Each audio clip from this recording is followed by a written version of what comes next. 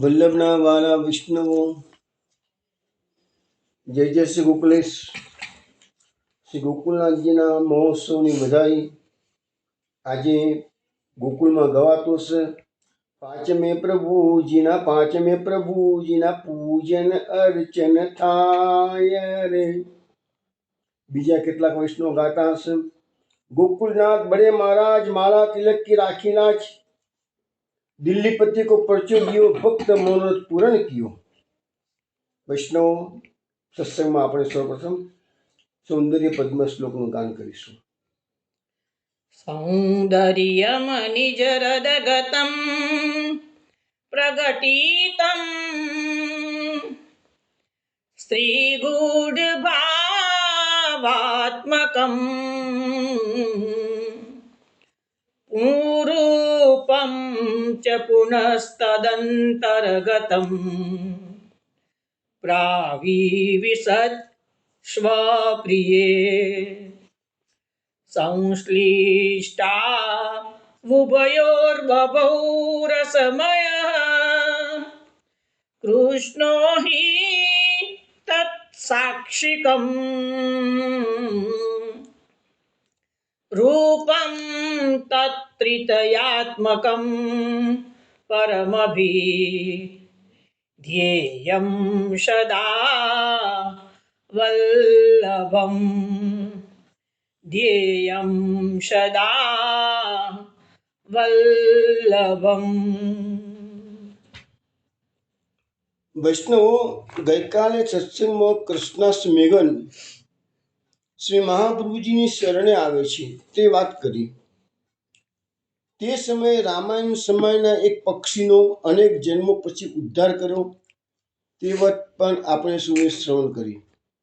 હવે પાયલ દોશી શ્રી મહાપ્રભુજી એક સુંદર પદનું ગાન કરે છે, એ આપણે શ્રવણ કરીશું. તેના શબ્દો છે: શ્રી વલ્લભ મારા કાનમાં કહી કહી ગયા.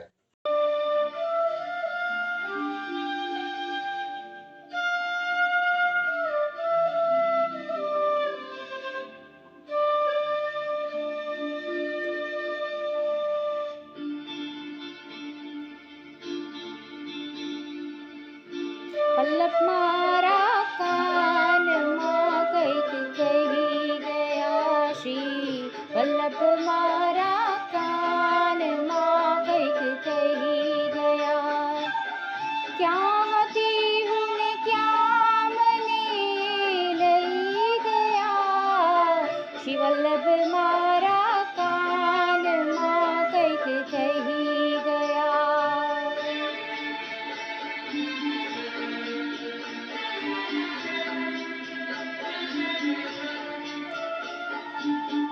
ભવસાગરમાં નાવ મારી ભૂલી પડી.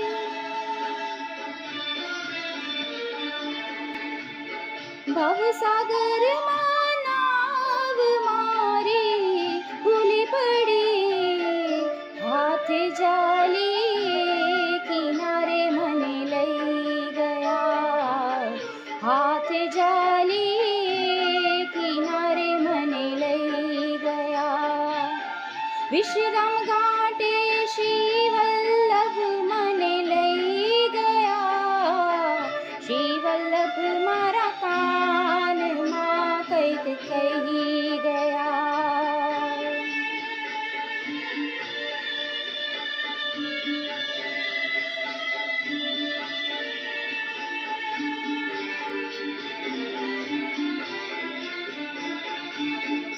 મોહને માયામાં હું અટવાઈ છું.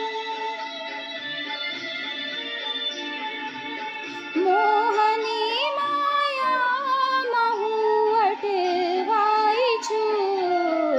જમુનાજીના ઘાટ પર મને લઈ ગયા. જમુનાજીના ઘાટ પર મને લઈ ગયા. ભક્તિ રૂપી ચાવી મુझने દઈ ગયા. શ્રી વલ્લભ મારા કાનમાં કંઈક કહી ગયા.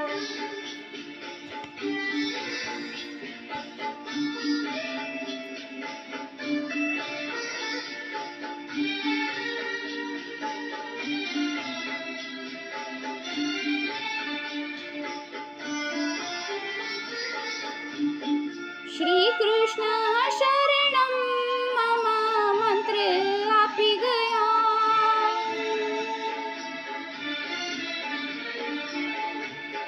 શ્રી કૃષ્ણ શરણમ મમ મંત્ર આપી ગયા.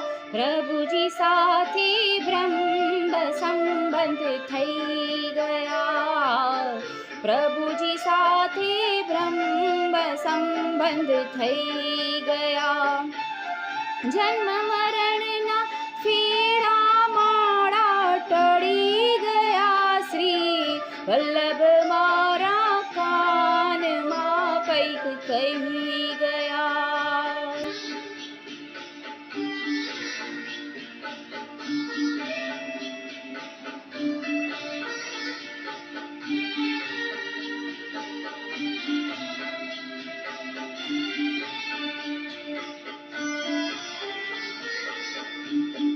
દાસ જનની વિનંતી સ્વીકારજો.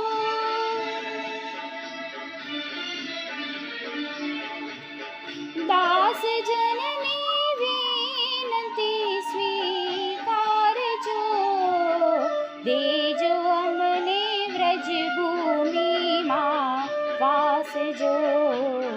દેજો અમને વ્રજભૂમિમાં વાસજો. દેજો અમને ચરણ કમળમાં વાસજો. શ્રી વલ્લભ મારા કાનમાં કંઈક કહી ગયા. શ્રી વલ્લભ મારા કાનમાં કંઈક કહી ગયા.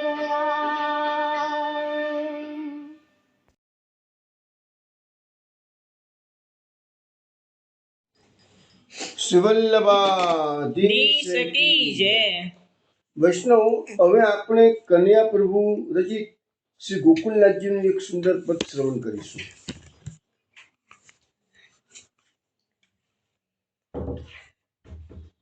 શ્રી ગોકુલનાથ ધની હમારે. શ્રી ગોકુલનાથ ધની.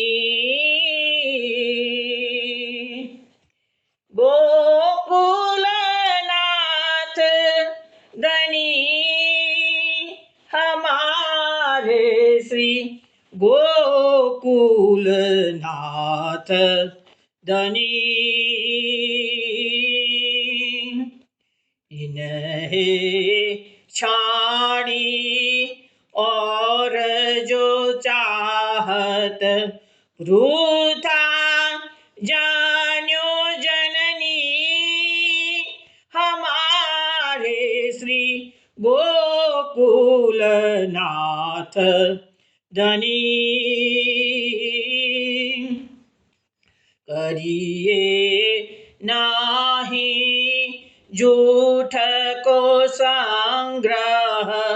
करिए नाही झूठ को संग्रह. ग्रहिए ग्रंथ बनी हमारे. श्री गोकुलनाथ धनी. स्वरूप रसावली ग्रंथ अमूलक जो अनमोल मनी. विठल कहे यह श्रीमुख निरखो. विठल कहे यह श्रीमुख निरखो. रहिए रसही सनी हमारे. श्री गोकुलनाथ धनी.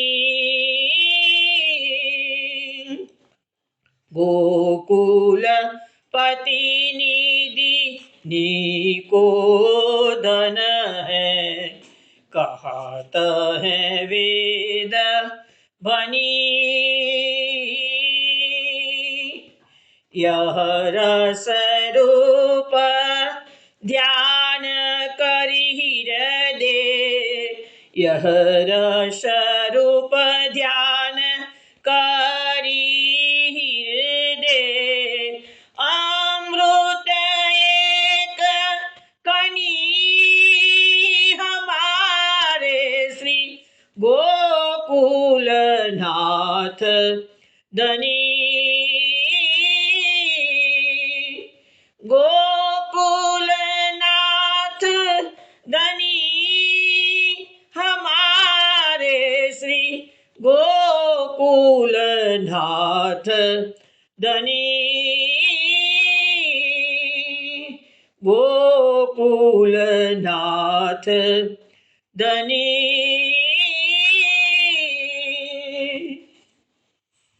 વૈષ્ણવ આ પદ આપણે ખમાજ રાગમાં શ્રવણ કર્યું છે અને સમજાવ્યું એ પ્રમાણે આ કન્યા પ્રભુ રચિત પદ છે. ગઈકાલે સમજાવ્યું હતું કે કન્યા પ્રભુ એકાંતમાં રહીને વિરહનો જે અનુભવ કરતા હતા એ વખતે એમને શ્રી ગોકુલનાથજીના ગુણગાન ગાતા અનેક પદોની રચના કરી છે.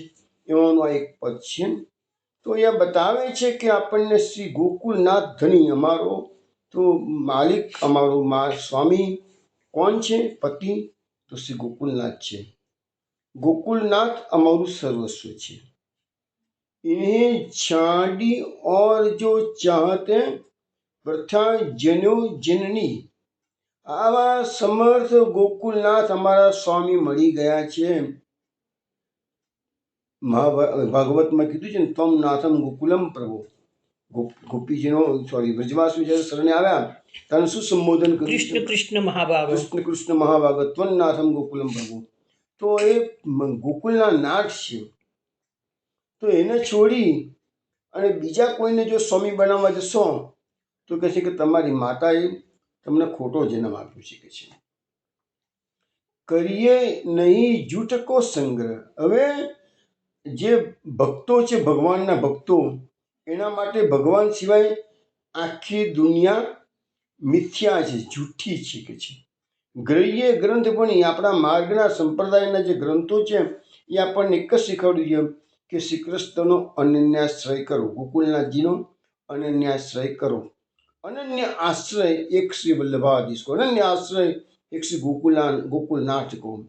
તો એ સિવાયનું બધું વૃથાલાપ ક્રિયાધાનમ સર્વથૈવ પ્રત્યજિત. મહાપુરુષે શીખવાડ્યું છે જગતમાં કૃષ્ણ સિવાય બધું જ વૃથા છે, જુઠ્ઠું છે. કે છે સ્વરૂપ રસાવલી ગ્રંથ અમોલક, જો અનમોલ મણી. અહીંયા મહાપ્રભુજી અહીંયા કન્યા પ્રભુ આપણને સમજાવે છે કે આપ શ્રીના સ્વરૂપનો બોધ કરાવનારું જે રસાવલી ગ્રંથો આપણા માર્ગમાં બધા પ્રકટ થયેલા છે ચોથા ઘરની અંદર, તો કહે છે કે તો અનમોલ મણી જેવા છે. કે છે એ સ્વરૂપનો બોધ કરાવે છે. વિઠ્ઠલ કહે યહ શ્રીમુખ નિરખો રહીએ રસહી શનિ. કન્યા પ્રભુ કહે છે કે આપ શ્રીનું શ્રીમુખ નિરખતા જ પોતાના એમના સેવકોનો નિજજનોને પૂર્ણ રસનો અનુભવ થાય છે. ગોકુલપતિ નિધિ નિકો ધન હે કહતે વેદ ભણી. જે લોકોએ વેદોનો અભ્યાસ કર્યો હોય તો એને ખબર પડે છે કે આ બધામાં છેલ્લે તો સાર એક જ છે કે શ્રી ગોકુલનાથજી જ અમારા મોટામાં મોટું નિધિ આપણું છે. કે છે અને એ જ આપણું સર્વસ્વ છે, એ જ ધન છે. કે છે યહ રસોપ ધ્યાન કરી હૃદય અમૃત એક કણી. અને જો હૃદયની અંદર આ ગોકુલનાથજીના સ્વરૂપનું ધ્યાન ધરતા જ એના અમૃત રસની એક કણિકા પણ જો પ્રાપ્ત થઈ જાય તો ધન્ય થઈ જવાય. જો કણિકા પ્રાપ્ત થાય તો ધન્ય થઈ જવાય. તો પૂર્ણ રસનો જો અનુભવ થાય તો પછી પૂછવું શું છે. તો વૈષ્ણવ ગોકુલનાથજીનું પદ આપણને સમજાયું. હવે સત્સંગમાં આપણે આગળ વાત કરીએ છીએ. ગઈકાલે આપણે સત્સંગમાં શ્રી મહાપ્રભુજીનું પંપા સરોવરનું ચરિત્ર શ્રવણ કર્યું હતું. તો એનો સાર આપણને જાણવા મળ્યો તે છે કે આપશ્રી આપણને ચરિત્ર દ્વારા બતાવે છે કે આપશ્રીનું જે ચરણોદક એ દુષ્ટમાં દુષ્ટ જીવનો પણ ઉદ્ધાર કરવાને સમર્થ છે.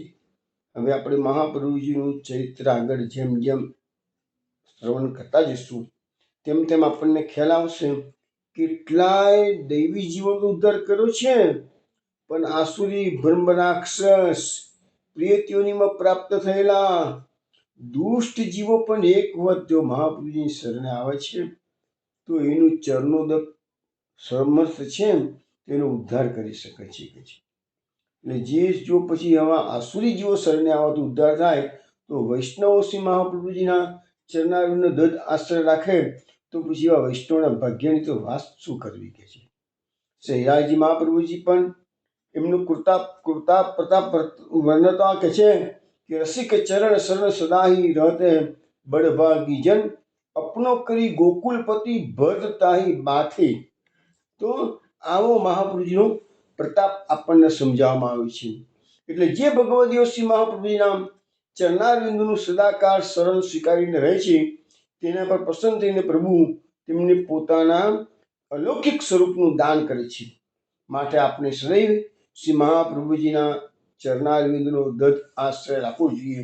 અને એટલે તો સુરદાસજીને છેલ્લી અવસ્થામાં જ્યારે પૂછવામાં આવ્યું ત્યારે સુરદાસજીએ પણ ગાઈને કહ્યું દધઈન ચરણન કેરો ભરોસો, દધઈન ચરણન કેરો. શ્રી વલ્લભનો ભરોસો, વલ્લભના ચરણોનો ભરોસો એ જ ફાઇનલ, એનાથી વિશેષ બીજું કંઈ જોઈએ નહીં. બીજું સત્સંગમાં ગઈકાલે આપણે જોયું હતું કે શ્રી વલ્લભાચાર્યજીની સાથે રાજાના જે સૈનિકો ગયા હતા તે પાછા વિદ્યાનગર મહાપ્રભુજી અમુક સમય પછી એમને વિદાય કર્યા કે તમે જાઓ, અમે તો બહુ દૂર સુધી જવાનું છે. રાજાના સૈનિકો થોડા વખતમાં પાછા આવે છે. એવી સૈનિકોના જે સેનાનાયક વીરવર્ધન છે એ આપણે ગઈકાલે જો કે માતૃશ્રીને મળે છે મામાના ઘેર જઈને અને એમને વલ્લભનું બધું વૃત્તાંત સમજાવે છે કે વલ્લભની દિનચર્યા કેવી છે, શું શું ક્યાં ક્યાં પધાર્યા છે વગેરે વગેરે. અને એ વખતે વાતો કરતાં કરતાં આપણે જોયું હતું કે શ્રી વલ્લભે એમને બતાવ્યું છે કે પોતાના અદ્ભુત ચરિત્રો. તો એ બધી વાતો આપણે ગઈકાલે કરતા હતા. એ વાતને આગળ જરા વધારીએ. હવે વીરવર્ધન કહે છે કે માતાજી, એક વખત એવું બન્યું કે શ્રી વલ્લભનો ઋષ્યમુખ પર્વત પર મુકામ હતો. શ્રી વલ્લભના શિષ્યો શંકરાદ અને ઘંટાનાથ સાથે દરરોજની જેમ આચાર્ય પૂજન કરતા હતા.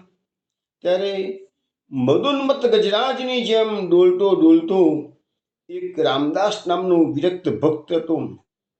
એ વૈષ્ણવની સેના લઈને આવી પહોંચે છે અને તેના સુર બકોર કરતા કરતા બધા આવ્યા છે. એ બધા મહાપ્રભુજીના સેવકો સાવધાન થઈ ગયા. એ રામદાસ ક્રોધથી લાલ આંખો કરેલી છે, ચારે તરફ દ્રષ્ટિ કરી છે. તેમના શિષ્યોને કહ્યું છે, જુઓ આ છત્ર ચંબરધારી મનુષ્ય કોણ છે? તેઓ કયા સંપ્રદાયના આચાર્ય છે? જો તેઓ કોઈ સંપ્રદાય વિનાના જાતે બની બેઠેલા આચાર્ય હોય તો તેમને રોકો. એમ કરતા કરતા પેલા રામદાસ નજીક આવે છે. શંભુ ભટ્ટે એમને ઓળખાણ આપતા કહ્યું છે કે ભાઈ અમારા આચાર્ય ચરણ તો વિષ્ણુ સ્વામી સંપ્રદાયના આચાર્ય છે. વિદ્યાનગરના સર્વ આચાર્યોને એમનો આચાર્ય અભિષેક પણ કરેલો છે કે છે. આ બધી વાતો એમને કરી છે કે છે. આ સાંભળતા રામદાસજી ને આચાર્યશ્રીની વાત તો જાણવા મળે ને કે વિદ્યાનગરમાં કોઈ બાલ સરસ્વતી એવા વલ્લભે એમ કે આવી રીતે દિગ્વિજય પ્રાપ્ત કર્યો છે. રામદાસજીને જેવી ખબર પડી કે એ જ આ શ્રી વલ્લભ છે તો આચાર્યશ્રીના પ્રભાવથી દિનહન બની ગયા, તેમના ચરણોમાં પડ્યા અને તેમને આચાર્યશ્રીને રામ ભક્તિ અંગે પ્રશ્નો કર્યા છે. આચાર્યશ્રીએ તેમના મનનું સમાધાન કરતા તેઓ ત્યાં પ્રસન્નતાથી ચાલ્યા ગયા. હવે જુઓ અહીંયા આચાર્યશ્રી પાસે આ રામદાસે રામ ભક્તિના પ્રશ્નો કરે છે. આપણે જોઈએ કે રામ ભક્તિના પ્રશ્નોમાં શું ડિસ્કશન થયું. થોડુંક નાનકડો પોઈન્ટ આપણે લઈ લઈએ તો રામદાસ શિષ્યોથી આચાર્યશ્રીની શરણે તો આવી ગયા. ત્યારે આચાર્યશ્રી એમના પરિણિપાતનો સ્વીકાર કરતા તેના પર અનુગ્રહ કરી અને પેલા રામદાસે પૂછ્યું રામ ભક્તિનો મહિમા. એટલે મહાપ્રભુજીએ તરત જ જેવો પ્રશ્ન એવો જવાબ. મહાપ્રભુજીએ કીધું કે રામ સ્મરણ તથા ભક્તિનું મહાત્મ્ય એવું છે કે કે મહાપ્રભુજીએ સ્વયં સુબોધનીજીમાં જે શ્લોક લખ્યો છે એ જ વાત અહીંયા રામદાસનો શ્રવણ કરાવે છે. સ્મરણસ્ય તુ વાલ્મીકે સહિ ચાંડાલેવ માર્ગાતકં ઋષિરુપદેશાત પૂર્વં મસિત ભાવનાં કૃત્વા પશ્ચાદ રામ સ્મરણેન તસ્મિન્નેવ વાલ્મીકિર્જાત ઇતિ. મહાપ્રભુજી સુબોધનીજીમાં આ વસ્તુ બતાવી છે અને અહીંયા એને સંભળાવી છે. એનો અર્થ એવો થાય કે રામ નામ રૂપી મંત્રના સ્મરણનો મહિમા વાલ્મીકીના દ્રષ્ટાંતથી સુપ્રસિદ્ધ છે. તે વાલ્મીકી વાટ પાટું ચાંડાલ. વાલ્મીકી છે ને એ શુદ્ર જાતિના હતા, જંગલમાં રહીને લૂંટફાટનું કામ કરતા હતા. ઋષિના ઉપદેશથી, નારદ ઋષિના ઉપદેશથી પ્રથમ તો એ વાલ્મીકીને મહર્ષિત્વની ભાવના કરી. પછી રામ નામના સ્મરણ વડે એ જ જન્મમય આદિકવિ વાલ્મીકી થયા. એમાં કોઈ આશ્ચર્ય કે અસંભવની વાત જ નથી આવતી. કેમ કે ભગવાને સ્વયં શ્રીમદ ભાગવતમાં કહ્યું છે કે ભક્તિ પુનાતિ મનનિષ્ઠાન સ્વપાકાનપી સંભવાત. આ વસ્તુ ભાગવતમાં 11મા સ્કંદના 14મા અધ્યાયમાં ભગવાન ઉદ્ધવજીને શ્રવણ કરાવે છે. ભગવાન એવું કહે છે, એનો અર્થ થાય છે કે ઉદ્ધવ, મારા નિષ્ઠા રાખનાર જો ચાંડાલ હોય ને તો પણ એ મારી ભક્તિથી પવિત્ર થઈ જાય છે. ચાંડાલ, તમને ખબર, ચાંડાલ કે જે શુદ્ર જાતિના લોકો હોય એમાં જન્મથી જ એ બધામાં દોષો આવેલા હોય છે. કારણ કે આપણે જે મહાપુરુષે કીધું ને કે જન્મજાત દોષો હોય છે, એવા દોષો બધા એમાં આવી ગયેલા હોય છે. કારણ કે પરંપરામાં જેવું બધું હોય છે, જાતિ જેવી હોય છે. તો એવી જાતિના પણ કોઈક વ્યક્તિઓ જો ભગવત ભક્તિ કરતા હોય તો એમને જાતિ દોષમાંથી મુક્ત થઈને પોન્ટી કોન્ટ્રારી પવિત્ર થાય છે. એટલું જ નહીં, પણ એ બીજાને પણ પવિત્ર કરે છે. એ બધી વાતો ભાગવતમાં આગળ લખેલી જ છે. હવે અહીંયા વાલ્મીકીની જે વાત, રામાયણની વાત ત્યારે મહાપ્રભુજી આ રામદાસ જોડે કરે છે, તો મહાપ્રભુજીએ રામ નામનો પણ મહિમા ગાયો છે. એવું નહીં માન, આપણે કૃષ્ણ સિવાનો માર્ગ ભલે પ્રકટ કર્યો છે, છતાંય મહાપ્રભુજીએ રામ રામ રામ કથા કરેલી છે. રામ નામનો મહિમા ગાતા એક શ્લોક એમનો છે, ચરિતમ રઘુનાથસ્ય શતકોટિ પ્રવિષ્ટરમ એક એક અક્ષર નૃણામ મહાપાતક નાશનમ. આ શ્લોકમાં મહાપ્રભુજી, એકચ્યુઅલી આ શ્લોક કેવું છે ને, રામ રક્ષા સ્તોત્રનો શ્લોક છે, પરંતુ મહાપ્રભુજી પોતાના ગ્રંથોમાં આ શ્લોક લીધેલો છે. એટલે એનો અર્થ એવો થાય છે કે રઘુનાથજીનું ચરિત્ર 100 કરોડ શ્લોકોમાં લખાયેલું છે અને એનો એક એક અક્ષર મહાપાતકનો નાશ કરનારો. જો રામચંદ્રજીનો કેટલો મહિમા મહાપ્રભુજી ગાય છે, એનો એક એક અક્ષર મહાપાતકનો નાશ કરનાર છે. તો એવી રીતે અહીંયા મહાપ્રભુજીએ આને સમજાવ્યું છે. પછી તો એ રામદાસ પોતાના શિષ્યો સાથે મહાપ્રભુજીના ચરણમાં વંદન કરીને ચાલતા થયા છે. સમાધાન થઈ ગયું છે, પ્રસન્નતા પ્રાપ્ત કરી છે. પછી વીરવર્ધન સેનાનાયક માતાજીને કહે છે, માતાજી, આવા તોફાની અને ક્રોધી વિદ્વાનોની સામે પણ શ્રી વલ્લભ જે શાંતિ, સ્વસ્થતા અને સંભાવ રાખી તેમના મનનું સમાધાન કરે છે, તે જોઈને બધા આશ્ચર્ય. બધા મારફાડ કરતો આવ્યો હતો, તો પણ મહાપ્રભુજીના મન એકદમ સ્થિર હતું. એમના સેવકો પણ સ્થિર બુદ્ધિથી બેઠા. જેમ ગીતાજીમાં સ્થિત પ્રજ્ઞાની વાતો આવે છે ને, તો એ બધી આ વસ્તુ હવે એમને મહાપ્રભુજીના સેવકોએ પણ એચીવ કરેલી હતી. પેલો મારફાડ કરતો હોય તો પણ સાહેબ ઉગ્ર કોઈ થયું નથી, પણ એને વાતો કરીને, એને દલીલબાજી કરીને એને શાંત કરી દીધું છે. પછી આગળ જણાવે છે, શ્રી વલ્લભના કૃપાબળનો બીજો પ્રસંગ પણ અમને અત્યારે યાદ આવે છે. એ માતાજી મેં આપને કહીએ છીએ કે છે, એક વખત એવું બન્યું કે શ્રી વલ્લભ કુમારપાદ તીર્થ સ્થાનમાં બિરાજતા હતા. કાર્તિકેય સ્વામીનું એ તીર્થ સ્થાન છે. ત્યાં આપણે વ્યાસ સૂત્રની કથા કરી. જો કે વેદાંતનો એ વિષય તો ઘણો ગહન હતો, અમારી શક્તિની બહાર વાત હતી કે છે. એટલે કહે છે કે અમે તો સમજી શકતા હતા નહીં, પરંતુ તેમના મુખારવિંદમાંથી જે મધુર વાક સરસ્વતી વહેતી હતી એ સાંભળવાનો અમને ખૂબ આનંદ આવતો હતો. હવે એમાં આચાર્ય તે અગાડી જે આવ્યા બધા કુમાર પિસ્તાળમાં, તો કાર્તિક સ્વામીનું તો અગાડના ધન આચાર્યશ્રીનો પહેલાં તો આચાર્ય પૂજા વડે સત્કાર કર્યો. આચાર્યશ્રીએ કાર્તિક સ્વામીના દર્શન કરી ત્યાં વ્યાસસૂત્રની કથા કરી. પછી રાત્રિના વખત તેમની પાસે ત્યાંના પંડિતો આવ્યા અને તેઓએ અંતસ્તત ધર્મોપદેશાત એ સૂત્રના ઉપર ચર્ચા કરી. એટલે જે વેદ આના સૂત્રો વ્યાસસૂત્રો એમાંનું આ સૂત્ર પૂછ્યું. તો કાર્તિક સ્વામીનો સમાસ કેમ ન થાય તે પ્રશ્નોનું સમાધાન કરતા આચાર્યશ્રીએ જણાવ્યું કે ઉપરનું સૂત્ર કાર્તિકેયને પ્રતિપાદન કરતું નથી, પણ આદિત્ય મંડળસ્થ જ પરમાત્માને જ પ્રતિપાદન કરે છે. કેમ કે એસો અંતરાદિત્ય હિરણ્મય પુરુષો દ્રશ્યતે. આ શ્રુતિમાં પરમાત્માના જ ધર્મ બતાવેલા છે.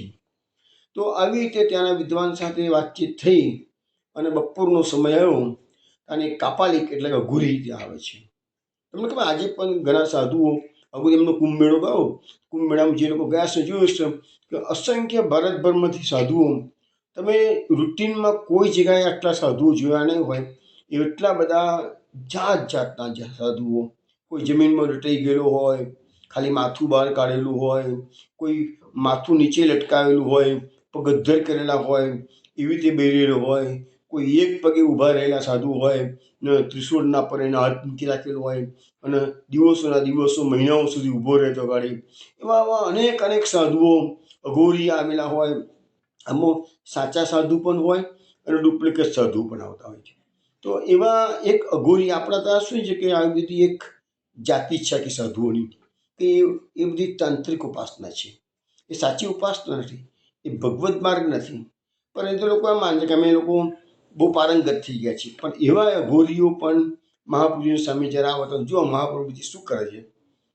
તો અઘોરી આવીને મહાપ્રભુજીને કીધું, હું તો મહાયોગી છું, સૂર્ય અને ચંદ્રની ગતિને યોગ બળથી રોકી શકું છું. મારું આટલું બધું સામર્થ્ય છે, બોલો તમારામાં શું સામર્થ્ય છે?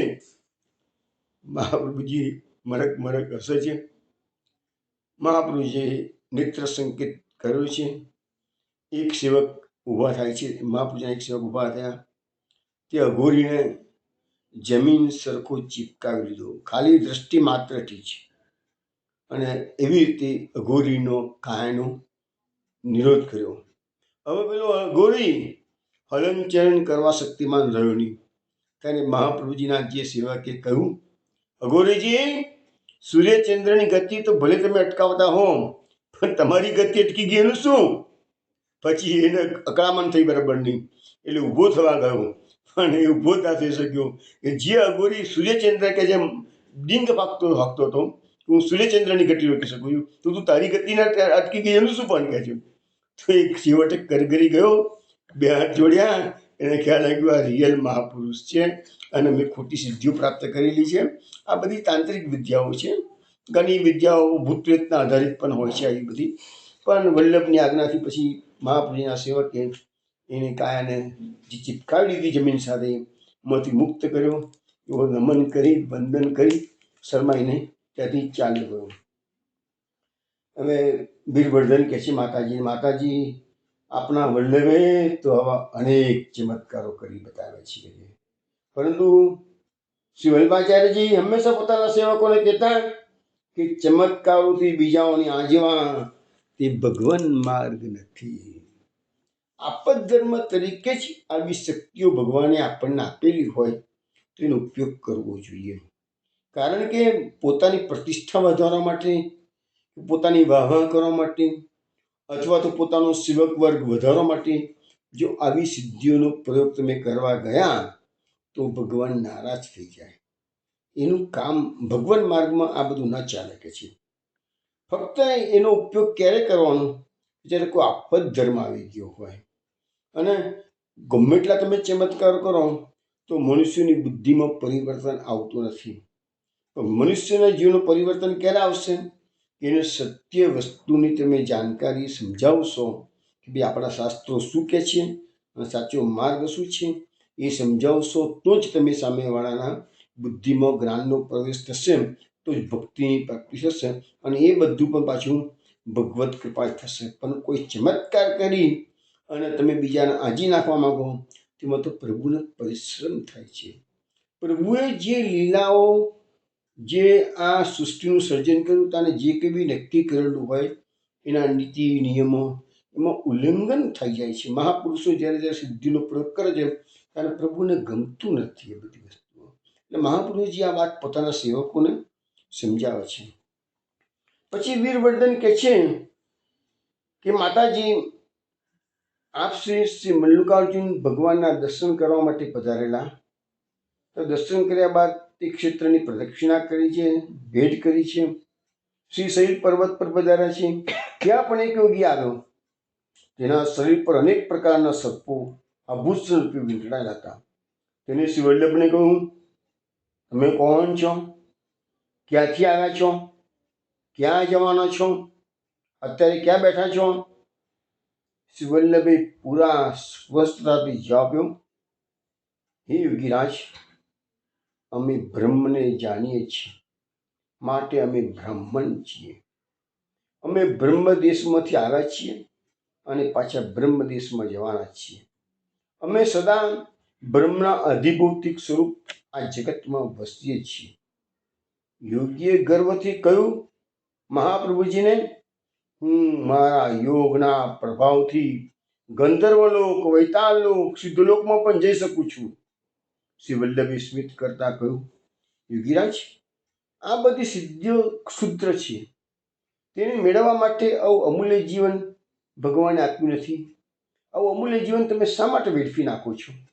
પ્રભુએ આ દેહ તો ભગવત સ્મરણ માટે આપ્યો છે, ભગવત સેવા માટે આપ્યો છે. જે મનુષ્ય ભગવાનનો ભક્ત બની તેમના સેવા સ્મરણ કરે છે તેમને તો અષ્ટ સિદ્ધિ અને નવનિધિ વગર પ્રયત્ને પ્રાપ્ત થાય છે. આ બધો ઉલ્લેખ ભાગવતના 11મા સ્કંદમાં ભગવાન શ્રી કૃષ્ણ ઉદ્ધવજીને જે ઉપદેશ આપ્યો છે એમાં આ બધી સિદ્ધિઓના વર્ણન ભગવાને કરાય છે. ભગવાને ચોખ્ખું લખ્યું છે એની અંદર, મારા ભક્તોને વગર માગે સિદ્ધિઓ એની સેવામાં હાજર થઈ જાય છે, છતાંય મારા ભક્તો એ સિદ્ધિઓમાં ફસાતા નથી. એ બધી વાત મહાપ્રભુજી યોગીરાજને સમજાવી રહ્યા છે. સાચો ભગવત ભક્ત આવી તુચ્છ સિદ્ધિઓની પરવા કરતો નથી અને ભગવત ભક્તનું એક જ ધ્યેય હોય, માત્ર ભગવત ભક્તિ. એ સિવાય બીજો રસ હોતો નથી. શ્રી વલ્લભના એક સેવકનું નામ હતું શેષ ભટ્ટ. તેમણે યોગીને કહ્યું કે ભાઈ, અમારા આચાર્યશ્રી પાસે તમારી આવી કોઈ સિદ્ધિઓનો પ્રયોગ કરશો નહીં, એ ચાલશે નહીં કહે છે. અને જો તમને ગર્વ હોય કે તમારી સિદ્ધિઓને કોઈ રોકી શકતું નથી, આવી સિદ્ધિ તમે મેળવી હોય, તો તમે એક કામ કરો, તમે આકાશ માર્ગે તમે તમારા સ્થાને જતા રહો, અહીંયા ઊભા ના રહેશો, અમારી સાથે વાદ વિવાદમાં પડશો નહીં કહે છે. હવે પેલા યોગીરાજને થયું કે મારી સિદ્ધિઓની આ લોકો મસ્કરી કરે છે કે છે. એટલે પોતાની સિદ્ધિ બાબતમાં શંકા થતી જોઈ એ યોગી બહુ ગુસ્સે થઈ ગયા અને સિદ્ધિ બળથી આકાશમાં ઉડવાનો પ્રયત્ન કરવા લાગ્યા. અને તે જ વખતે એ જીવા ઉડવા જાય છે તેવા પાછા પટકાય છે જમીન પર. 2-3 વખત એને પ્રયત્ન કર્યો ઉડવાનો. સિદ્ધિઓ તો બાજુ પર રહી, પાતાળ લોકમાં અંતરિક્ષ લોકમાં જવાની વાત તો બાજુ પર રહી. અહીંયાથી જમીનથી ઊભા થઈ શકતા નહોતા, ઉડવા ગયા, પટકાઈ જાય. 2-3 વખત આવો પ્રયત્ન કર્યો, પછી સમજી ગયો આ રિયલ મહાપુરુષ છે કે જે મેં ભૂલ કરી છે એમની સામે મારું પ્રદર્શન કરવાનું કે છે. પછી વલ્લભના ચરણોમાં ક્ષમા માગી, ત્યાંથી ચાલી ગયા. પછી ત્યાં ગાડી વિદ્વાનો કેટલાક ગામમાં ખબર પડી, આજુબાજુના ગામમાંથી કેટલાક શરણે આવે છે.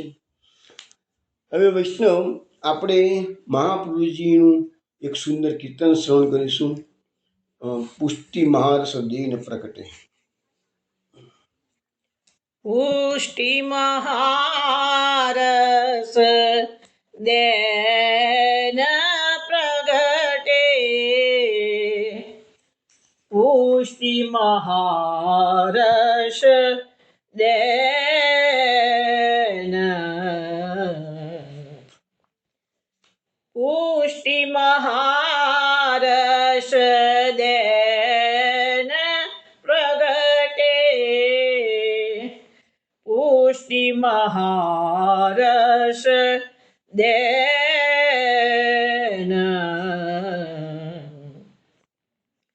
શ્રીવલ્લભ હરી ભાવ અગ્નિમુખ રૂપ સમર્પિત લેન પ્રગટે પુષ્ટિ મહારસ દેન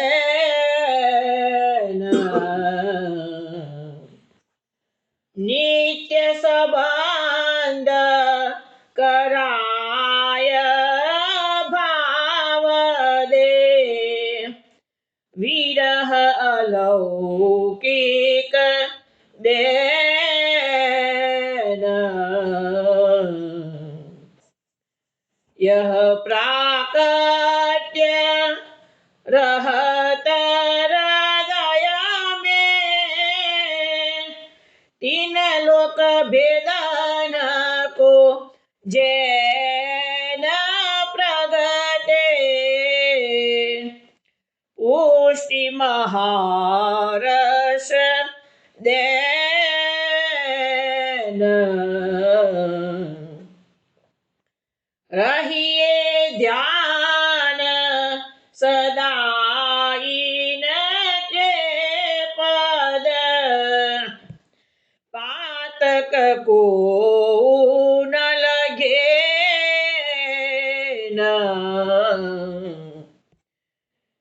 रसिक यह नीर धारणी गम गति रसिक यह निर्धार निगम गति साधन और न है न प्रगटे पुष्टि महारस देन पुष्टि महारस देन प्रगटे पुष्टि महारस देन વૈષ્ણવ આ કીર્તન આપે કાનરો રાગમાં શ્રવણ કર્યું છે. અહીંયા શ્રી મહાપુરુષના પ્રાકટ્ય શા માટે થયું છે એ શ્રી હરિરાજી મહાપુરુષજી આપણને સમજાવે છે કે પ્રકટે પુષ્ટિ મહારસ દેન. મહાપ્રભુજીનું પ્રાકટ્ય પોતાના નિજજનોને પુષ્ટિ માર્ગનો જે મહારસ છે એ દેવા માટે પધાર્યા છે મહાપ્રભુજી ભૂતળ પર. નિજજન શ્રોતમ સૂત્રમાં વાતો આવે જ છે કે દેવીજીઓનો ઉદ્ધાર કરવો, ભાગવતના ઉદ્ધારનો પ્રકાશ કરવા, પરંતુ આ પુષ્ટિ માર્ગ છે પ્રેમરક્ષના ભક્તિનો માર્ગ છે, ભક્તિ રસનો માર્ગ છે. અને એ કૃષ્ણ રસ શું ચીજ છે એ પહેલી વાર મહાપ્રભુજીએ એ લીલાઓ બધી પ્રકટ કરી છે પોતાના સખાઓ દ્વારા. શ્રી વલ્લભ હરિભાવ અગ્નિમુખ. હવે શ્રી વલ્લભ એ શ્રી હરિ જ છે, શ્રી હરિ જ વલ્લભ પ્રકટ થયા છે. હવે ભાવ અગ્નિમુખ એટલે કે જેમ આપણા હરિનું જે ભાવાત્મક અગ્નિમુખ એ પણ શ્રી વલ્લભ જ છે કે છે. અને રૂપ સમર્પિત લઈને આપણું સ્વરૂપ ભક્તોને ભગવાન પ્રતિ સમર્પિત જીવન જીવાડનારું છે. આ માર્ગ પ્રકટ કર્યો એટલે વૈષ્ણવને ખબર પડી કે ભાઈ સેવા અને સ્મરણ એટલે સેવા અને સમર્પણ. તો આ સમર્પણ આત્મનિવેદનનો માર્ગ આ પ્રકટ કર્યો છે. જે નવધા ભક્તિમાં આત્મનિવેદન છેલ્લી કીધી છે એ જ નવધા ભક્તિ પુષ્ટિ માર્ગમાં પહેલી છે. એટલા માટે કે રૂપ સમર્પિત લેન નિત્ય સંબંધ કરાય ભાવ દે. ભગવાન સાથેનો શરૂઆતમાં તમને બ્રહ્મ સંબંધ કરાવી દીધો કે છે.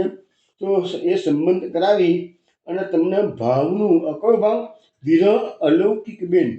મહાપ્રભુજીએ વૈષ્ણવોને પોતાનું જે સ્વરૂપ વિસ્મૃત રહી ગઈ છે એ ધંધોડીને જાગૃત કર્યા છે અને કીધું છે કે પ્રભુને પ્રાપ્ત કરવાનો માર્ગ છે. એટલે વિરહ, હવે તમને ખબર પડે કે અમે કશું ગુમાવ્યું છે તો તમને એનો વિરહ થવાનો છે ને, પણ ગુમાવ્યું છે ખબર નથી પડતી તો શું છે? તમે જે શ્રી હરિના અંશ છો, શ્રી હરિના દાસ છો, એ શ્રી હરિથી તમે વિખૂટા પડી ગયા, હજારો વર્ષ રહ્યા, એ ભૂલી ગયા તેમ બધું. એટલે સ્વરૂપ વિસ્મૃતિના કારણે અહીંયા મહાપ્રભુજીએ અલૌકિક વિરહનો ભાવનું દાન પોતાના સેવકોને કર્યું છે. અને વિરહ થશે તો જ કોક દાડો સંયોગ થશે, પણ વિરહ નહીં થાય તો સંયોગ ક્યાંથી થવાનું છે?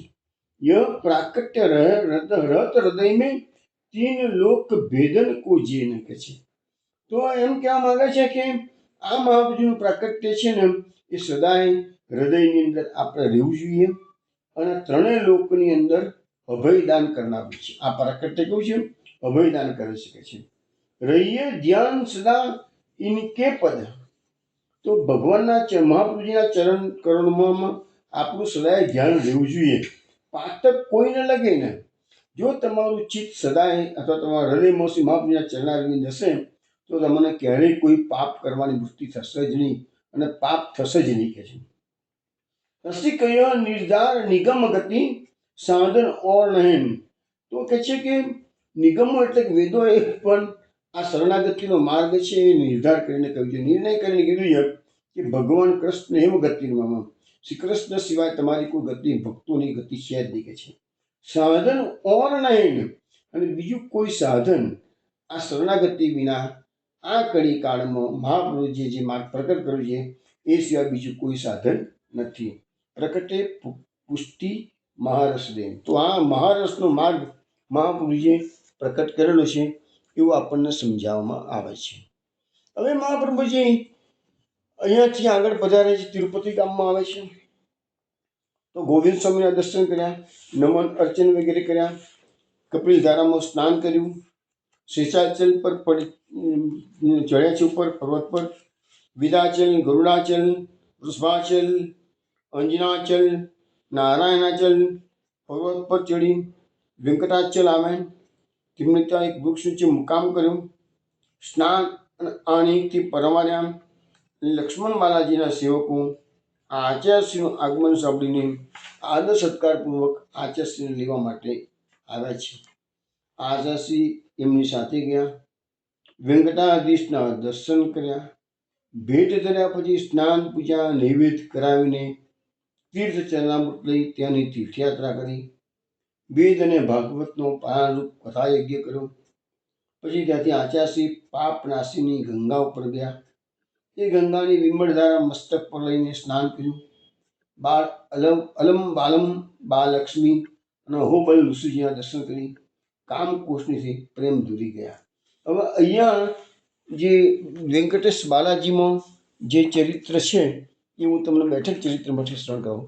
બે આપણે વલ્લભની યાત્રામાં નીકળ્યા છીએ વૈષ્ણવો, તો જ્યાં જ્યાં પણ શ્રી મહાપ્રભુજી બેઠકના અંદર મહાપ્રભુજી પધારીને ભાગવત કરે છે, વાતો આવશે, તો બેઠક ચરિત્રના માધ્યમથી પણ દરેકે દરેક 84 બેઠકનું ચરિત્ર એક પછી એક આપણે લેતા જઈએ જ છીએ, જોડી જોડી જેમ જેમ આવે છે એમ આપણે લેતા જઈએ છીએ. આજે આપણે અત્યારે લક્ષ્મણ બાલાજીના ચરિત્રનું તમને હું શ્રવણ કરાવું છું. આંધ્રપ્રદેશમાં રાની ગુંટા જિલ્લામાં તિરુમાલા નામનું ગામ આવેલું છે. ત્યાં શ્રી તિરુપતિ બાલાજી ભગવાન બિરાજતા હોવાથી તે ગામ તિરુપતિના નામે જાણીતું છે. હવે અહીંયા કહે છે કે તેલુગુ ભાષામાં મૂળ શબ્દ આપણે તિરુપતિ બોલીએ છીએ, મૂળ શબ્દ છે તિરુપતિ, અને થિરુનો અર્થ થાય છે લક્ષ્મીજી. થિરી એટલે શ્રીપતિ એટલે લક્ષ્મીજીના પતિ, એટલે તિરુપતિ બોલીએ છીએ એટલે લક્ષ્મીજીના પતિ થયા. આ હવે કેટલીક જગ્યાએ એવું પણ તિરુપતિ એટલે 3ના પત્ની છે, તો એવી રીતે પણ બતાવવામાં આવેલા છે. તો અહીંયા આ ગામ પર્વત ઉપર આવેલું છે, એનું નામ છે વેંકટાદ્રી. પર્વતની તળેટીમાં 17 કિલોમીટર દૂર તિરુપતિ નામનું રેલવે સ્ટેશન પર આવેલું છે. એ સ્ટેશને જે લોકો ઘણા લોકો એક સાથે તો 84 બેઠકોની યાત્રા નથી કરી શકતા, પણ મને એવો ખ્યાલ છે ત્યાંથી ઘણા વર્ષો પહેલાં રાજકોટવાળા પંકજ બાવાએ એક પેમ્ફલેટ મારી પાસે આવ્યું હતું પણ ખરું, અને 101 દિવસમાં મહાપ્રભુજીની 84 બેઠકોમાં જારી ચેસપસ કરવાનો આખો ટૂર ઉપાડી હતી એમને. પણ બહુ અઘરું પડે, કારણ કે એટલા 101 દિવસ કાઢવાના અને સતત યાત્રામાં રહેવાનું. પણ ઘણા વૈષ્ણવ શું કરતા હોય છે કે એક વર્ષે વ્રજની બેઠકો કરી આવે, એક વખતે સૌરાષ્ટ્રની બેઠકો કરી આવે, એક વખતે દક્ષિણ ભારતની બેઠકો કરી આવે, અને એક વખતે પછી બાકીની રી બેઠકો કરે. એમ કહીને 4-5 ટુકડે બધી બેઠકોમાં જારી ચેસપસ કરે છે. પણ અહીંયા આપણને સમજાવવામાં આવે છે બેઠક ચરિત્રના પુસ્તકમાં કે એ જે સ્ટેશન છે તિરુપતિ, ત્યાંથી સ્ટેશન ઉતરો અને બસમાં પર્વત પર જવાય છે કે છે. અને પર્વત પર શ્રી લક્ષ્મી માતાજીનું ખૂબ સુંદર મંદિર, વિશાળ મંદિર આવેલું છે કે આપણા તો હિન્દુ સનાતન સંપ્રદાયમાં એમ કહે છે કે આટલા બધા મંદિરો છે વિશ્વભરમાં, સૌથી ધનાઢ્ય મંદિર આ તિરુપતિ બાલાજીનું કહેવાય છે કે છે. અને મંદિરની પાસે પ્રાચીન સમયમાં પુષ્કર નામનો કુંડ આવેલો હતો. આજે તે નામ શેષ થઈ ગયું છે. અત્યારે પુષ્કર કુંડ ત્યાં નથી. અને મહાપ્રભુ જ્યારે પધાર્યા ત્યારે પુષ્કર કુંડ પર છોકરના વૃક્ષો નીચે બિરાજ્યા હતા. શ્રી મહાપ્રભુજીના મોટા ભાગના બેઠકજી પાસે છોકરનું વૃક્ષ આવ્યું. મહાપ્રભુજી મોટે ભાગે છોકરના વૃક્ષો નીચે જઈએ. વ્રજમાં પણ તમે આજે જાઓ તો મહાપ્રભુજીના સમયમાં છોકરના વૃક્ષ આજે પણ તમને એના દર્શન થાય છે. જે વૃક્ષની નીચે મહાપ્રભુજી બિરાજ્યા હોય એ વૃક્ષ તો એનો સાક્ષી છે. તો આપણે એ વૃક્ષના પણ દર્શન કરીએ ને તો પણ આપણું સૌભાગ્ય કહેવાય. તો છોકરના વૃક્ષમાં ગુજરાતીમાં ખીજડાનું નામ આપવામાં, ખીજડાનું વૃક્ષ કહેવાય છે. તો આપશ્રીએ આ ખીજડાના વૃક્ષને કે છોકરના વૃક્ષને કેમ પસંદ કર્યું? તો કહે છે કે આપશ્રી વડ, આંબો, પીપળ કે આસોપાલવ જેવા ઘટાદાર અને શોભાયુક્ત વૃક્ષોને બદલે મોટે ભાગે છોકરના વૃક્ષ નીચે બિરાજતા. તો એનું કારણ છે કે આ વૃક્ષને નાના નાના પાન હોય છે, ખૂબ કોટા હોય છે, તેની છાયા પણ ઘણી અલ્પ હોય છે. તે એમ સૂચવે છે કે કોટા જેવા વિચાર અને વર્તનવાળા દુષ્ટ જીવો જે અલ્પ છાયા જેવા લૌકિક સુખમાં રચ્યા પચ્યા રહે છે તેમનો ઉદ્ધાર કરવા માટે જ આપશ્રીનું પ્રાકટ્ય. જોયું, આપશ્રીનું પ્રાકટ્ય દૈવી જીવોનો ઉદ્ધાર તો છે જ, સાથે સાથે આવા તામસી જીવો, આવા આસુરી જીવોનું પણ મહાપ્રભુજી એટલા માટે તો મહાકારુણિક શ્રી વલ્લભ કહેવાય છે. તો એ જે અનાથ છે, જેમનું કોઈ નથી, જેમને કોઈ સ્ત્રી શુદ્રાની દુર્દક્ષમાં આપણે બોલીએ છીએ ને, કેમ તો વેદોમાં સ્ત્રીઓનો શુદ્રનો અધિકાર નથી. તો એ વેદો એ સ્ત્રીઓ શુદ્ર જશે ક્યાં? તો મહાપ્રભુજીનું પ્રાકટ્ય એવા સ્ત્રીઓ શુદ્ર જેવા જીવો જ માટે છે કે છે. મહાપ્રભુજી એમને સનાત કર્યા છે કે છે. એટલા માટે મહાપ્રભુજીએ આ છોકરનું વૃક્ષ એ સંકેત આપેલો છે કે મારું પ્રાકટ્ય તો આવા જીવો માટે છે કે છે. અહીં પુષ્કર કુંડ પર છોકરના વૃક્ષની નીચે આપશ્રી મુકામ કર્યો. ત્યાર પછી સ્નાનાધિકારી શ્રી લક્ષ્મણ બાલાજીના મંદિરમાં દર્શન કરવા પધાર્યા છે. આપશ્રીને પધારેલા જોઈ શ્રી બાલાજી ભગવાન ખૂબ પસંદ થયા. શ્રી મહાપ્રભુજી તેમને સ્નાન કરી શૃંગાર કરાવ્યા અને ત્યાંના પંડાને 50 રૂપિયા આપીને આજ્ઞા કરી કે લક્ષ્મણ બાલાજી ભગવાનને જે સામગ્રી અત્યંત પ્રિય હોય તે તું પૂછીને સિદ્ધ કર. ભગવદ આજ્ઞા પ્રમાણે મનોહરના લાડુની સામગ્રી સિદ્ધ કરવામાં આવી. શ્રી મહાપ્રભુજીએ બાલાજી ભગવાનને આ સામગ્રી ધરી. ત્યારે પ્રભુની આજ્ઞાથી શ્રી મહાપ્રભુજી પણ સાથે ભોજન કરવા બિરાજ્યા. પછી પ્રભુની આરતી કરી છે. પછી આપ પોતાની બેઠક પર પધાર્યા. ત્યારબાદ આપશ્રી ત્યાં 1 સપ્તાહ સુધી શ્રીમદ ભાગવતનું પારાયણ કર્યું. અનેક વિદ્વાનો આપશ્રીની સાથે શાસ્ત્ર ચર્ચા કરવા આવ્યા. તે સૌને પછી આપે નિરુત્તર કર્યા. આજે આ સ્થાનમાં બેઠકજી પ્રકટ છે. હવે સાઉથ ઇન્ડિયામાં શું છે, બધી બેઠકો પ્રકટ, બેઠકો તો મહાપ્રભુજીની ઘણી છે.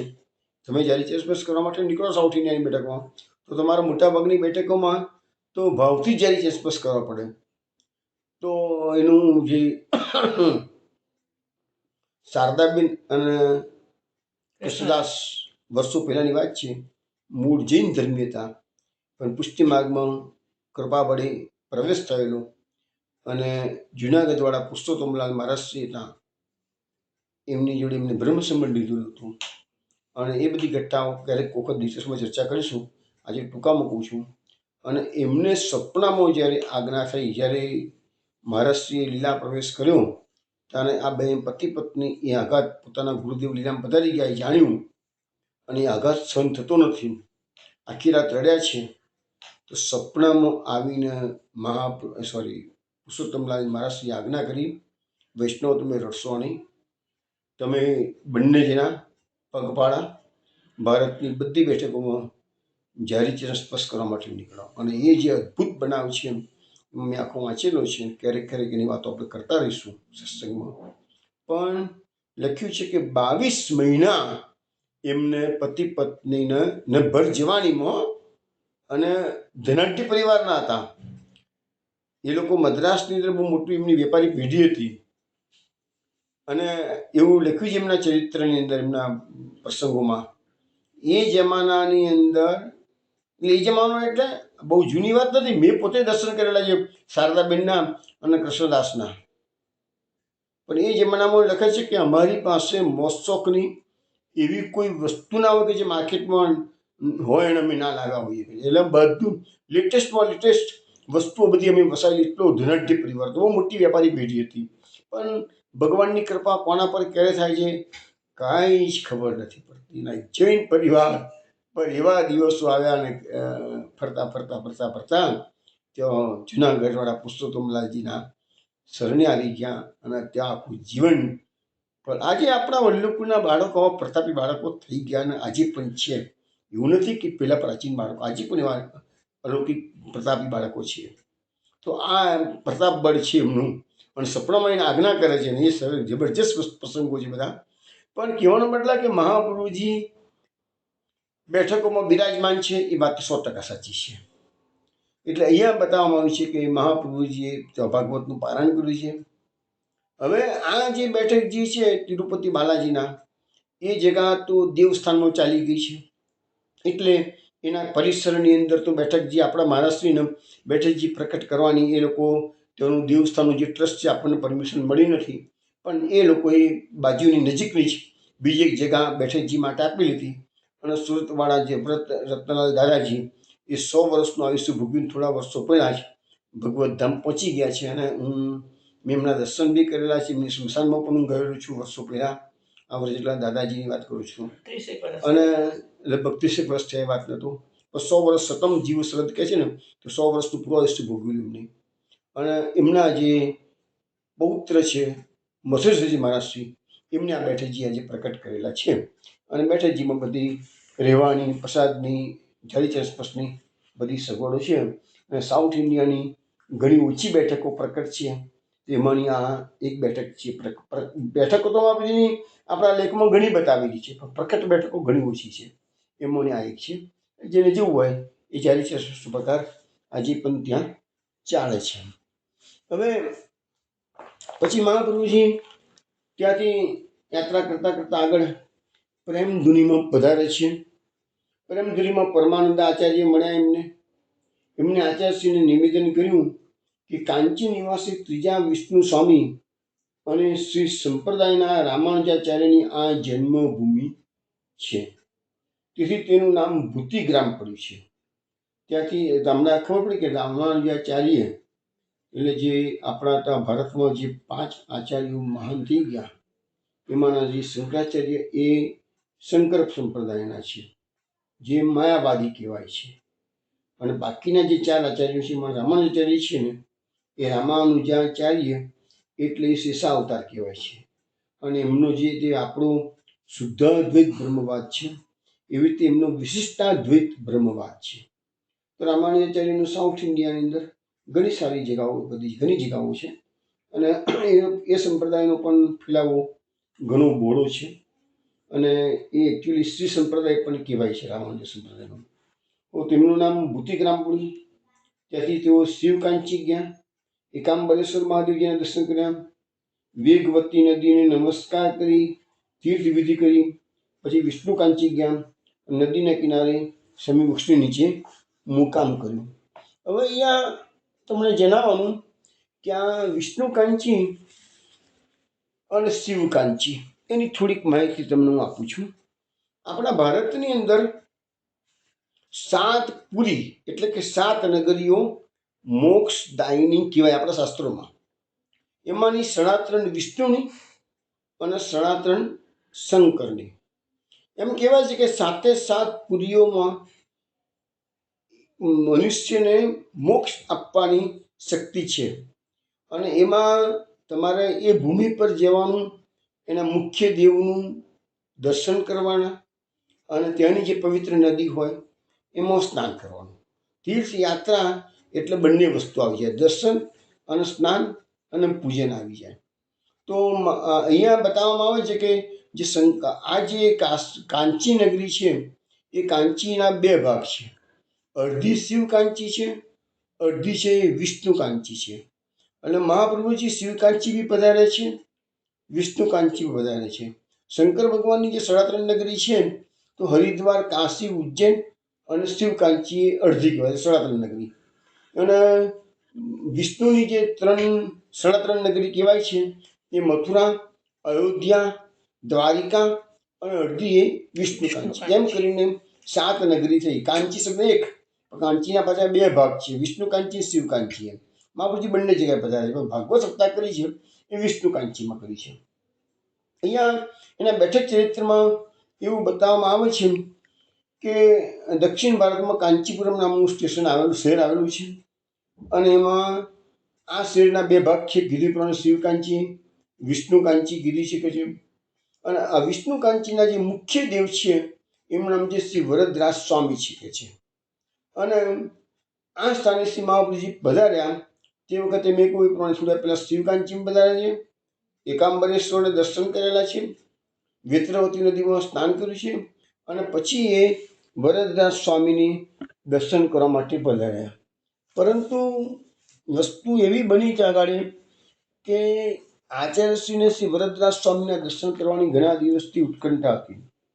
તો પણ એમના મંદિરમાં જતાં સીડીના પગથિયા ઉપર જયદેવ કવિની અષ્ટપદી લખી. તમને ખબર છે, ગીત ગોવિંદ કાવ્ય આપણે ઘણી વખત વાત થઈ ગયેલી છે.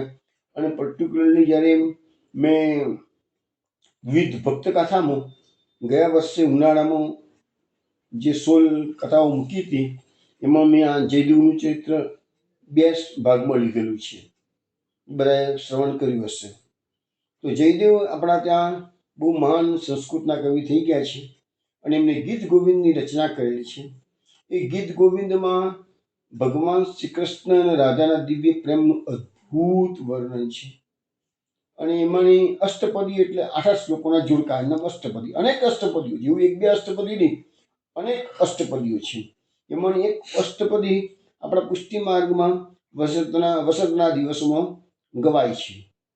તો શ્રીના પગથિયા પર કે જયદેવ કવિની અષ્ટપદી લખી લીધી એટલે મહાપ્રભુજીને થયું કે નહીં, ભગવાન નામ પર આપણો પગ મૂકવાનું યોગ્ય લાગતું નહોતું, દર્શન કરવાનું મહાપ્રભુજીએ મોડી વાળ્યું. પછી એમનું મન ધર્મ સંકટથી તપ્ત થઈ ગયું કે હું આટલે આવ્યો છું અને વરદરાજ સ્વામીના દર્શન કરતો નથી કે છે. હૃદયમાં પ્રભુનું ધ્યાન ધર્યું. તે રાત્રિમાં ભગવદ આજ્ઞા થઈ અક્ષરથી બાંધેલું કીર્તિરૂપી શરીર ભક્તજનના ચરણ સ્પર્શરૂપી સેવાથી સદા કૃતાર્થ થાય છે. એ હેતુ માત્રથી વિષ્ણુ સ્વામીના સંપ્રદાય અનુસાર જયદેવ કવિએ મંદિરની સીડી પર અષ્ટપદી કોતરાવી છે. માટે સીડી પર ચાલવાની બાધ નથી. એટલે અષ્ટપદી જે સીડીમાં કેમ કોતરાવી હતી તો ભગવાનના ભક્તોના ચરણરજ એના પર પડે એ હતું. એવી રીતે તમે પંઢરપુર જાઓ તો પંઢરપુરના પગથિયામાં જ ભક્ત કવિ નામદેવની, ભક્તરાજ નામદેવની સમાધિ છે, આજે પણ છે. તો એને ત્યાં સમાધિ કેમ લીધી છે? એ જ કે આવતા જતા વૈષ્ણવની ચરણરજ મારા પર પડે એ જ ભાવથી. તો અહીંયા આચાર્યશ્રીએ નિવેદન કર્યું સપનામાં ભગવાનને, હું સરસ્વતીના નામ માત્રનું પણ ઉલ્લંઘન કરી શકીશ નહીં. આ કીર્તિરૂપી સરસ્વતીને, હું તો સરસ્વતી નદીને પણ જ્યારે ઓળંગતો નથી તો કીર્તિરૂપી સરસ્વતીને હું કેવી રીતે ઉલ્લંઘન કરું? ત્યારે શ્રીહરિએ તેમનો વિક્ષેપ દૂર કરતા જણાવ્યું કે આપના ચિત્તનો અપૂર્વ ભાવ જાણી એ ગીત ગોવિંદની પંક્તિઓને અમે સીડીમાંથી ખસેડી ભીતમાં જડાવી દીધી છે. બસ કે છે, માટે આપ દર્શન કરવા માટે પધારો. એમ કહી શ્રીહરિ અંતર્ધાન થઈ ગયા. શ્રીમદ આચાર્યજી બ્રહ્મ મુહૂર્તમાં ઉઠ્યા, સ્નાન અનાદિક નિત્યકર્મથી પરવાર્યા. એટલામાં શ્રી વરદરાજ સ્વામીના આચાર્યોના માણસો શ્રીમદ આચાર્યજીને પધરાવવા માટે આવ્યા અને કહ્યું કે તેમના કહેવાથી અષ્ટપદી સીડીમાંથી ખસેડાની હકીકત જાણી છે. મહાપ્રભુજીએ આશ્ચર્યકારક કાર્યકૃત હરિનું સ્મરણ કરતાં કરતાં આચાર્યશ્રી દર્શન કરવા માટે પધાર્યા છે. હવે આચાર્યશ્રી મંદિરમાં પધાર્યા. હવે આપણે જોઈએ શું થાય છે બેઠક ચરિત્રમાં કે પોતાના હસ્તે વધારી અને ભગવાનને શૃંગાર કર્યા છે.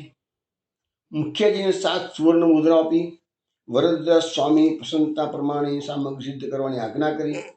મુખ્યજીએ ઢોકળાની, જો આપણે ગુજરાતી ઢોકળો આવી ગયો, મુખ્ય જે ઢોકળાની સામગ્રી સિદ્ધ કરી, આપશ્રી તે સામગ્રી ભગવાનને ભોગ ધરી આરતી કરી, આપશ્રી પોતાના મુકામે પાછા પધાર્યા અને એ દિવસથી શ્રી વરદરાજ સ્વામી દરરોજ સવારે મંગળ ભોગમાં ઢોકળો, જેને કાંચીપુરમ ઇડલી તરીકે ત્યાં ઓળખવામાં આવે છે, તે આરોગ્ય છે અને ત્યાં જેના પૂજ્ય ગોસ્વામી બાળકો અને વૈષ્ણવ પંથે પ્રસાદી લે છે.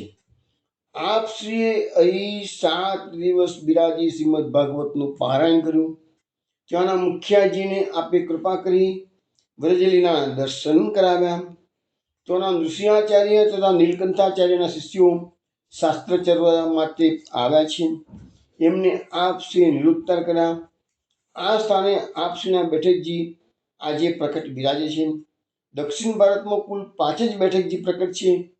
એક અહીંયા વિષ્ણુ કાંચીના, બીજા જનાર્દન ક્ષેત્રના, બીજા લક્ષ્મણ બાલાજીના, ચોથા રામેશ્વરના અને 5મા રંગનાથજીના મંદિરના. બાકીના બધા બેઠકજી બાકીના બધા ગુપ્ત છે. આ બેઠકજી પૂજ્ય ગોસ્વામી શ્રી મુરલી મનોહરજી મહારાજશ્રી તથા પૂજ્ય ગોસ્વામી શ્રી માલતીઓજી વજાધીશજી મહારાજ મોટા મંદિર મુંબઈ, જેઓ હાલ દહીસર બિરાજે છે, તેમના માટે આ બેઠકજી બિરાજે છે. બેઠકજીનું સ્થાન ખૂબ રમણીય છે.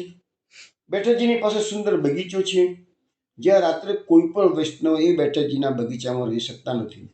આ સ્થાનમાં અનેક વૈષ્ણવોને શ્રી મહાપ્રભુજીએ કૃપા કરીને પોતાના પ્રગટ સ્વરૂપના દર્શન કરાવેલા છે. બેઠકજીમાં ઉતારાની સગવડ પણ ઘણી સારી છે અને મહાપ્રસાદની પણ વ્યવસ્થા આ બેઠકજીમાં છે.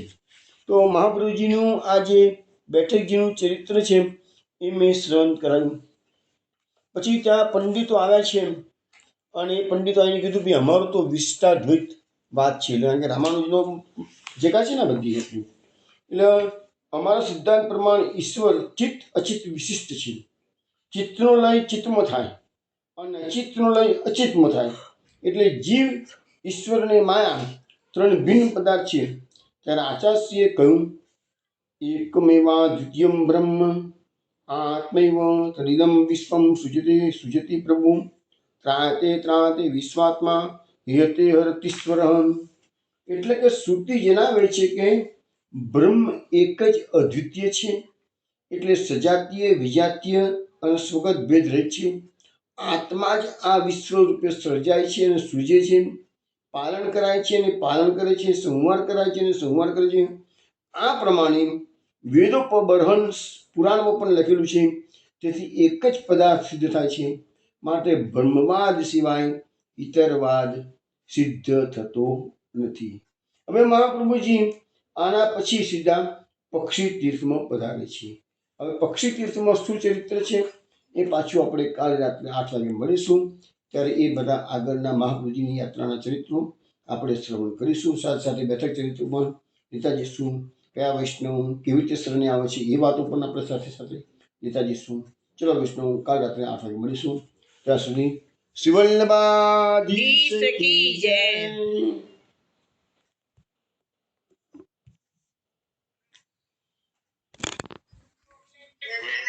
જય જય શ્રી કૃષ્ણ.